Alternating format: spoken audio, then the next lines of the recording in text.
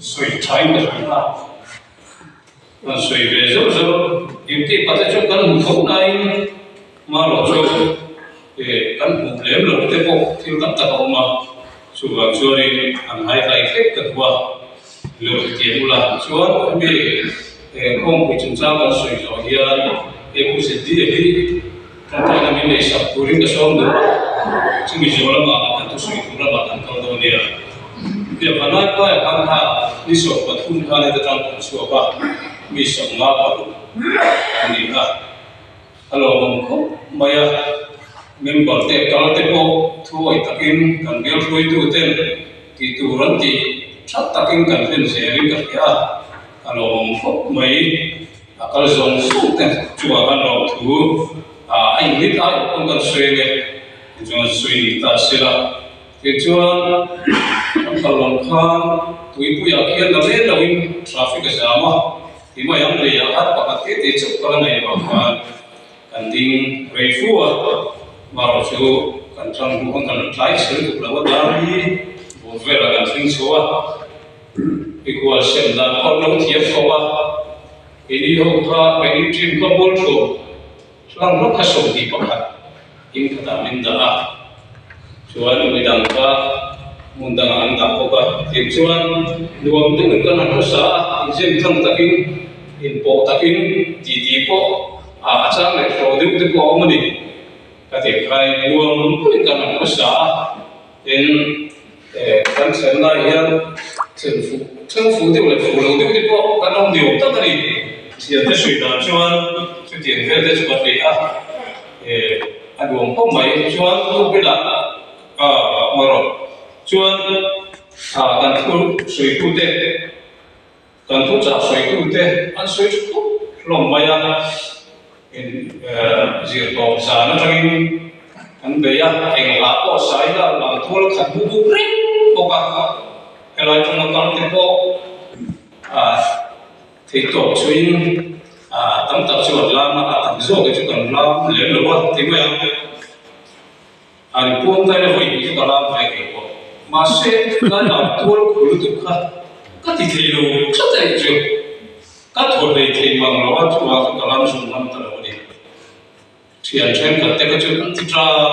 lah. Amar aku nana eno, ini mo, karena bersahaja jauh lawan, nanti kan seorang pemain,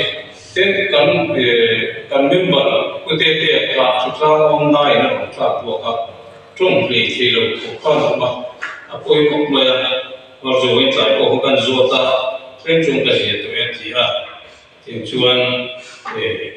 anh tin cần giải thì có khác hay là một trong cái con status thì đồng hông chuối tin hunda mua chỗ rim năm thì có cần hông chuối này ai rồi đúng lệ thì có cả bốn mấy cái tiền khan và thiên này cần đâu có tu kan kontak to kumanu na lapu ngai kha amang em sarau kiam him aron thok tak takani ngi kon mo ta ti ve ko atira kan ba se tran te kan sui te la kan kumanu na pu kha kan sat tran te khan ho ti dan tu kha ni amar su kan ti kha atha ta ri kan ka ri kan ho tu te ko kan tran ti tlang ka ri kan em mar te kon tiếng chân đúng takin kilaya ngã thiệt là con điều sau và lại kilaya con hắn sát thế phát hiện mình cần phải na rồi quy tắc takin cái gì thì các bạn suy ra được à hắn sai gì mà chuan thì là về đi thì có biết gì cần uống về không mấy kilaya kan tiếng chân tu kia là bây giờ nó mà thế hội đàn thế các bạn suy hoa còn hội tu tên Jing malami hoi la antia tu kina kan presiden kan biar presiden muloma atau ma ko maya ini ciboga orang fona dami vela dia tu tolo orang dia ni kai tu kan kecuali dari siang sang sana tu bila dalam ada satu vela kan suaka tuang takin pacien kai tu lain kan ve kan senga ini jadi nak main kom le chop, saya bawa kuih le mai, di thì các cần suy tụ thì là ít tập in cái lò mà thế thiền hậu thì mấy ông anh còn in không bùi về anh lò muốn lấy số linh cái nhà tu gian thay hình anh nêu thế không nạp anh ăn của anh chung có ha anh ít tập quên anh đi thiền hậu ha lò tu cần suy tụ tu thế thế thì là tâm nó vai cũng không về lò mấy anh đi ôm em nhưng cho nên khá tôi bây là anh kể bảo cần phải đưa cho toàn hậu tu thế này là một trong những cái ở sẽ thấy là tiếng có cần tỷ lệ lúc và cả tầm mấy luôn và lại phải in rằng anh muốn đi về so câu chuyện hi BC hi bị bằng mà BC notice mà observation mà presbyterian mà thì anh biết nên này về tiếng pastor hi pangan show ni kimi kuatan ke baptist pastor pangan show tin missionary hi kilai palai pai kian show an show ko ni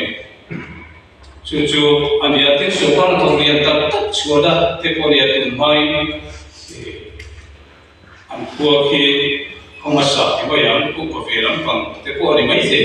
ka ti ani chuan tu này hianin pathian thu te an thei to ka soi mai kujetia kujodinga